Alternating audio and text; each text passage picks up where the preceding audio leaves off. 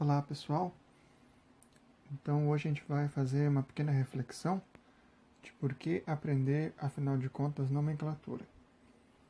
Essa pergunta surgiu depois que a gente viu as últimas regras de ácidos e óxidos e alguns ou todos se assustaram um pouco, mas a gente vai ver que existe sim uma razão por trás desse aprendizado, não é um aprendizado qualquer, porque cai no vestibular ou algo do tipo. Vocês sabem que essa não é uma preocupação que eu tenha, devido, enfim, a todas as dificuldades que a gente tem enfrentado no ensino em geral. Então, mas mesmo assim é importante que a gente tenha claro, até para poder aprender com mais segurança, por assim dizer, o que a gente está estudando. Então a gente vai organizar o nosso raciocínio da seguinte maneira. Primeiro a gente vai pensar um pouquinho sobre por que aprender algo em geral, depois por que aprender nomes de coisas, por que aprender a lógica dos nomes e finalmente por que aprender nomenclatura química. Então primeiro, por que aprender algo em geral? A gente poderia pensar que é para aumentar o nosso poder de ação no mundo. Por exemplo, a gente aprende diferentes coisas com diferentes motivos, por profissão, por hobby, uma receita que a gente queira aprender, com algum conhecimento para conviver melhor com as pessoas. Mas em geral a gente aprende, se a gente for pensar na pergunta em geral, a gente aprende para nos tornar mais capazes enquanto pessoas, né, para agirmos nas nossas vidas. Então a gente vai aprender a conversar melhor, tanto no nosso trabalho quanto na nossa família, aprender a se relacionar melhor, aprender a se conhecer, aprender a trabalhar melhor com o computador, aprender a trabalhar melhor com ferramentas, com plantio, com agricultura, enfim, os motivos que nós vamos ter para aprender algo são diversos, os tipos de conhecimento também são muito diferentes. Apesar disso, em todos eles, como a gente vai ver, aprender nomes é uma coisa rotineira e padrão. Por que aprender então nomes das coisas? Simplesmente porque isso amplia nosso poder de comunicação. Afinal de contas, chamar tudo de coisa torna a comunicação impraticável, mas saber o nome das coisas é o que torna justamente a comunicação possível.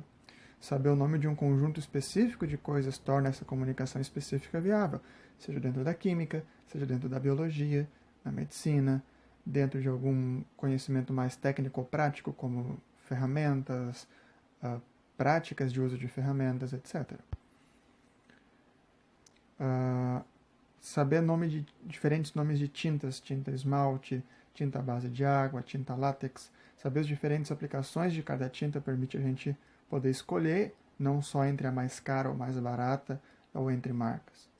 A gente poder também conversar com o pintor e entender o que ele quer dizer.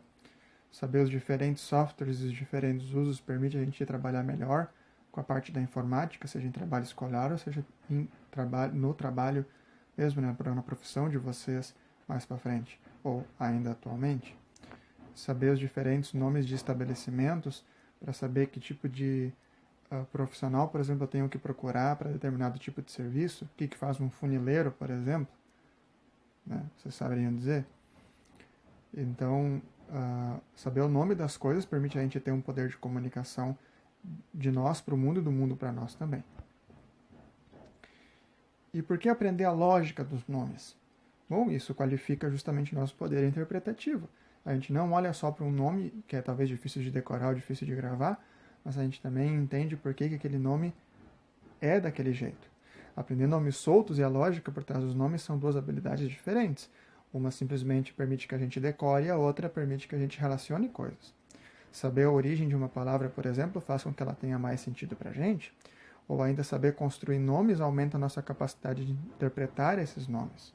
A gente tem basicamente tem mais, né? Mas a gente tem basicamente 3 estudos da construção de palavras, da construção de nomes, que são muito importantes. A morfologia na língua portuguesa, por exemplo, nas línguas em geral, na verdade, permite a gente entender melhor o significado de que diferentes partes na palavra vão mudar completamente o significado dela. Por exemplo, a palavra cortante e cortável, ambas têm a ver com corte, mas qual é que é a diferença dos dois? Ultravioleta e ultrassom, ambos começam com ultra. Por quê? O que torna essas palavras semelhantes? Diferente ou diferentemente? Eu fiz algo diferente de ti ou fiz algo diferentemente de ti? Tem diferença? Tanto faz? Outro estudo é a etimologia, que estuda a origem das palavras. Por exemplo, eu sempre confundia, nunca lembrava qual é que era a diferença de concerto e concerto com S e com C. Na verdade, as diferenças eu sei, só não sabia quando escrever os dois. Quando eu estudei a etimologia da palavra concerto com C, eu nunca mais esqueci. Pluviômetro, ou ainda o significado da própria palavra, né? Saber a etimologia da palavra ajuda a saber que pluviômetro tem a ver com medição de chuva. Metro, medição, plúvio, pluvial, de chuva. As palavras afrodisíaco e venéreo são palavras que têm a ver com sexo, né? Venéreo é um adjetivo geralmente aplicado a doenças sexuais. Afrodisíaco é um alimento que aumenta o apetite sexual. Então, afrodisíaco vem de Afrodite, venéreo vem de Vênus, que são as deusas do amor e do sexo, respectivamente na Grécia e em Roma. A taxonomia, muito usada na biologia, é justamente o sistema de classificação de seres vivos. Então, os diferentes nomes servem justamente para a gente perceber características semelhantes dos seres vivos, e saber as taxonomias nos permite tirar conclusões a respeito de seres vivos, por exemplo, que a gente não conhece, tanto animais, quanto vegetais, quanto fungos, etc. Agora, finalmente, por que aprender, então, especificamente nomenclatura química? Ora, para ampliar o nosso poder interpretativo de diferentes materiais. Aprender a lógica dos nomes das substâncias nos permite ver similaridades entre diferentes materiais, como a taxonomia permite para os seres vivos. Nomes semelhantes ou com estrutura semelhante, por exemplo, ácido clorídrico, ácido sulfúrico, ácido fosfórico, são todos ácidos, né? Ou ainda eu ver a fórmula química do ácido fosfórico e ver fosfato de potássio em algum material, né? Permite já opa, por que o nome é semelhante? Posso ir atrás. Ou ainda cloreto de potássio, cloreto de sódio, ambos são sais. O que eles têm em comum? Será que eles têm algo em comum? Eles vão ter a mesma função? Então a gente pode começar a pensar nessas coisas quando a gente vê nomes diferentes. Então saber a nomenclatura amplia os recursos, vídeos, textos que vão ser legível realmente para mim. Pode estar em português, mas se eu souber o mínimo de nomenclatura, já aumenta o meu poder interpretativo de coisas ao meu redor. Que tipos de coisas? Ora, justamente o exemplo que eu dei antes ali dos cloretos e fosfatos, enfim, que são materiais que são largamente usados em agricultura, eu poder procurar por substitutos, por exemplo, a produtos que me faltaram, ou ainda poder substituir coisas na higiene, seja para fabricar sabão ou para usar sabão, né, para eu poder usar esses produtos mais inteligentemente. Eu saber a diferença entre diferentes remédios, entre diferentes medicações, saber conversar melhor com o farmacêutico quando eu poder buscar para um outro medicamento, não buscar apenas, né, aceitando como se ele fosse um xamã da antiguidade, mas podendo conversar um pouco melhor com ele.